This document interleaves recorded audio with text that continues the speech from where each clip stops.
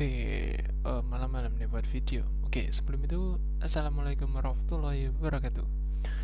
Nah, di sini teman-teman yang masih kebingungan gimana sih install IDE dari Visual Studio Code. Ya, biasanya kita pakai Visual Studio Code untuk Python. Bagi anda yang masih mengalami error, saya mempunyai IDE yang selain Visual Studio Code. Anda bisa menggunakan IDE daripada punyanya JetBrains, yaitu kita pakai PyCharm.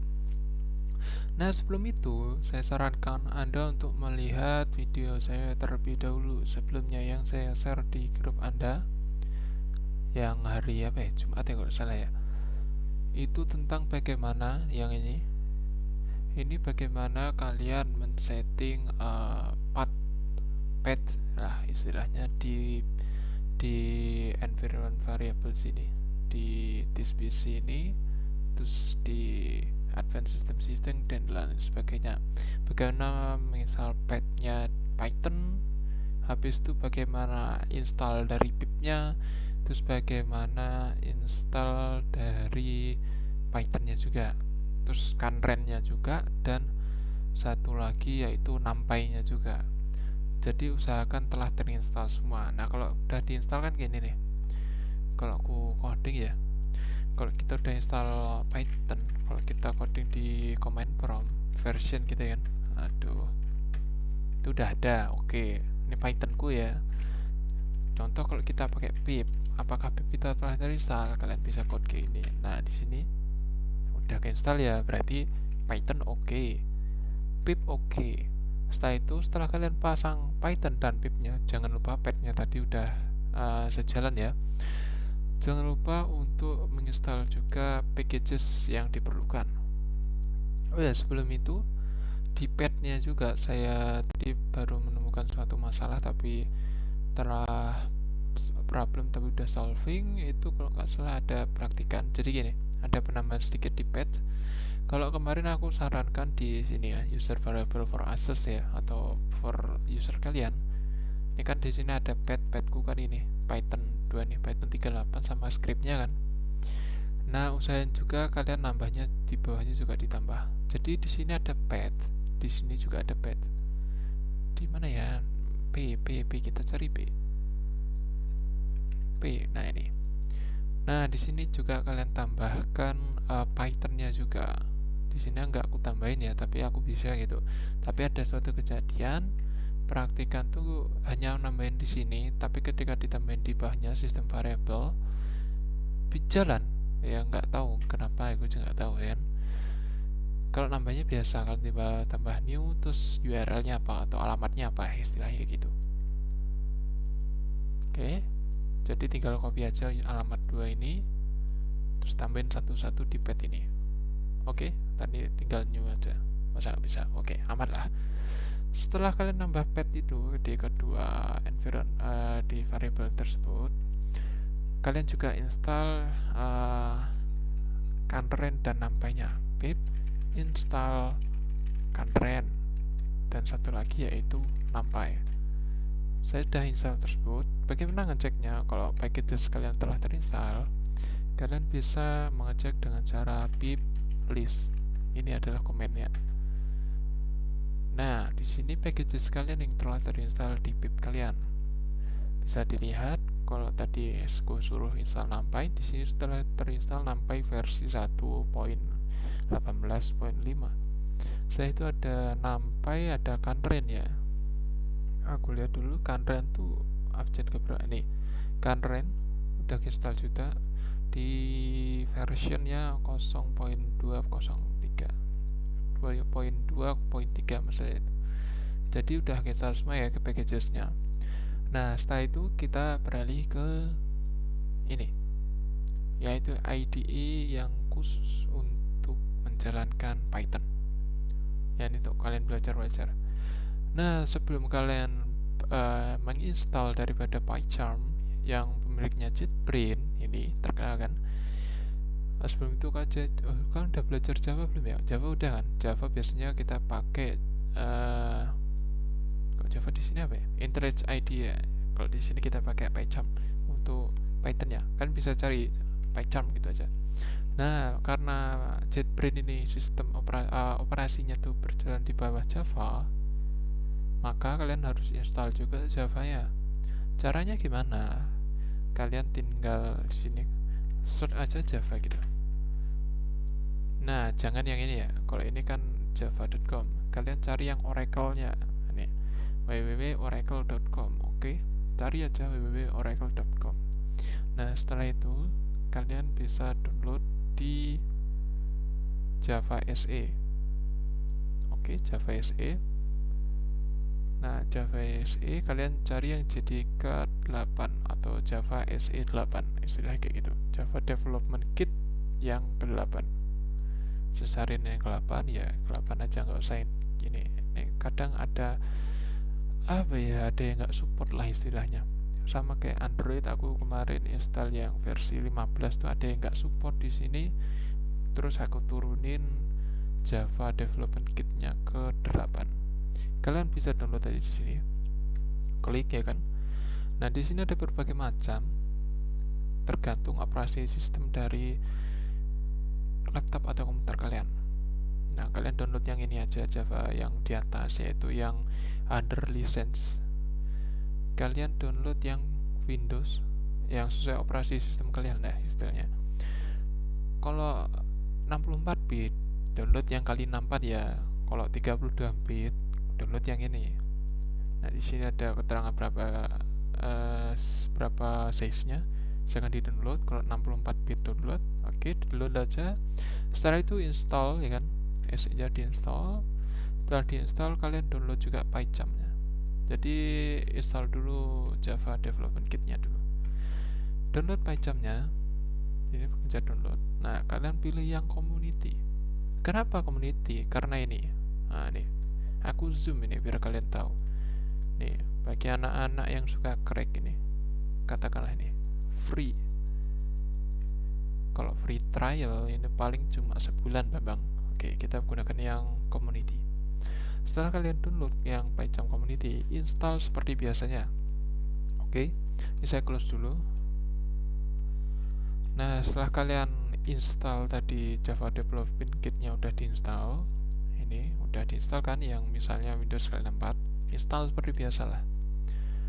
Install juga yang ini PyCharm ya, install seperti biasa juga. Tahu kan, install seperti biasa. Nah, setelah itu kalian buka PyCharm ya. Ini aku pakai yang versi 2019 ya, karena ya males update juga. Ini udah versi 2020. Oke, sambil menunggu loading. Nah, enaknya di sini kalian bisa langsung create istilahnya create foldernya langsung di sini.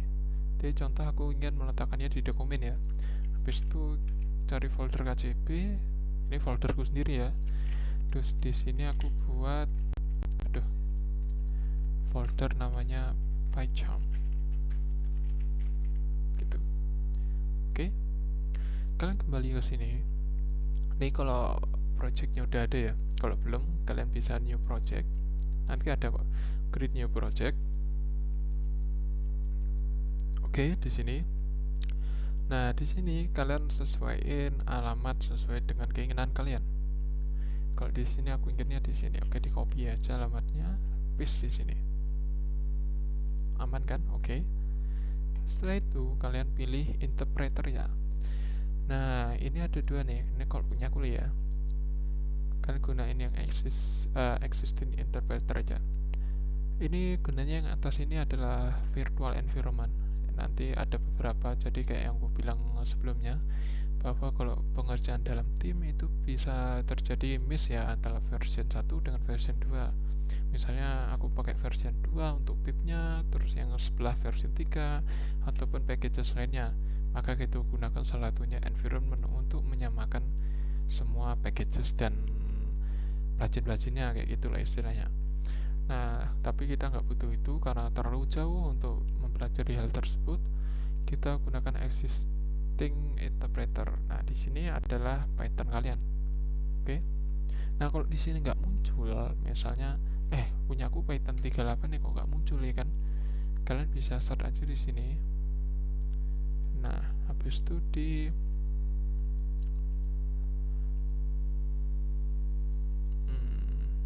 pipe Conda system interpreter Anaconda.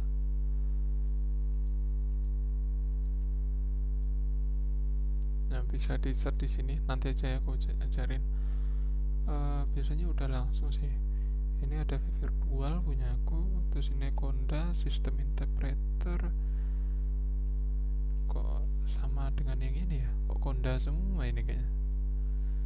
Seharusnya gini ya, system interpreter ya.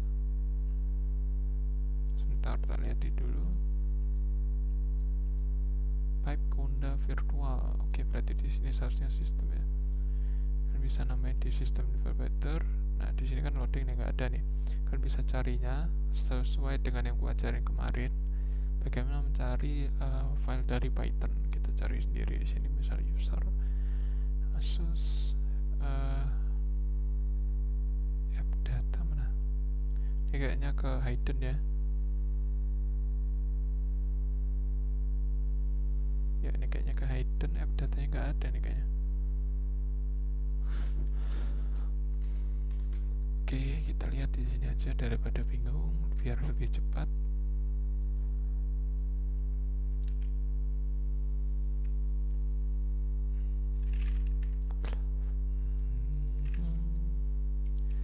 Nah di sini, oke, copy aja lah. Bisa di copy. Nah, ini kalian pilih yang python.exe nya. Contoh kayak gini. Nih, sama kan? Oke, dah itu sama aja. Ini sama nih. C user Asus app data lokal program Python 38 Python exe. Oke. Python 38 Python exe. Itu interpreternya. Interpreter itu apa? Untuk menjalankan program kalian. Saya tuh create aja. Is not empty, create oke. New Windows saja. Itu akan dibuatkan programnya atau code-nya oleh si PyCharm. Kita lihat dulu di sini juga. Kita lihat di PyCharm. Oke, masih kosong ya. Karena kita hanya membuat projectnya, tapi belum membuat file Python-nya kayak gitu. Kita tunggu loading karena ya untuk membuat ini agak lama. Oke, tadi udah ya untuk membuatnya. Jadi contohnya kalian udah buat nih kayak gini. Nah, misalnya aku buat di folder 1 ya. Aku buat folder baru lagi. Nah, di sini dia akan langsung meng-create-kan yang namanya folder IDE. Ini nggak usah kalian buka apa-apa. Jadi lihat aja di sini. Habis itu kalian bisa di sini kan karena kalian di folder 1 ya bikinnya, atau tadi misalnya buatnya di folder sebelumnya juga bisa. Di sini udah aku buatin, cuma aku buatin satu lagi. Kalian klik kanan di sini, new file Python file. Oke. Ini untuk membuat Python file. Kalian klik sini, contohnya aku ingin filenya namanya contoh 1. Dia akan langsung buatin kayak gini. Oke, easy kan. Nah, enaknya lagi di Python dia ada auto apa ya istilahnya, pilih itu apa ya, auto complete nih lah istilahnya. Nah di sini contohnya aku ingin print halo dunia, auto bukan ya, halo dunia, misalnya kayak gitu. Python tidak usah pakai koma, nggak apa-apa, titik koma. Nah di sini nggak bisa kan di run. Nah kenapa? Kalau nggak bisa di run, kalian bisa klik di sini run contoh 1. Ini nggak bisa di run karena dia nggak ada mainnya, tapi nggak apa-apa. Kalian klik kanan aja di sini, habis itu run contoh 1. Jadi satu file di run semua, istilahnya kayak gitu. Nah ini keluar kan. Nah di sini interpreternya dia ngasih ke yang Python 38, oke. Nah di sini Pythonku masih update nih sepertinya, nggak apa-apa, biarin aja. Nah, untuk melihat interpreter kalian atau Python kalian bisa pergi ke setting. Setelah itu pergi ke bagian ini version ini project. Di bagian version, di bawahnya version control itu ada project. Kalian pilih yang project interpreter. Nah, ini adalah interpreter kalian, dan ini adalah packages yang ada di tempat kalian. Nah, ini packages saya ini banyak banget dan minta update semua. Ini bisa makan berapa puluh giga nih. Nah, ini interpreter kalian. Kalau nggak ada, biasanya kalau nggak ada interpreter gini dia, no interpreter. Kalau ini udah ada ya, beta 38. Kalau nggak ada, kalian bisa nambahin di sini add interpreter. Nah, di sini nanti add-nya di bagian di sini bisa disimpan ya. Di sini juga bisa di virtual environment, habis itu di existing environment. Nah, di sini diubah atau new environment juga apa-apa. Dibuat environment yang terbaru istilahnya kayak gitu. Yang mana merujuk ke Python kalian. Mungkin itu saja dari saya. Apabila ada salah kata, mohon maaf. Assalamualaikum warahmatullahi wabarakatuh. Update-nya udah selesai. Berapa giga tadi? Oke, mantap.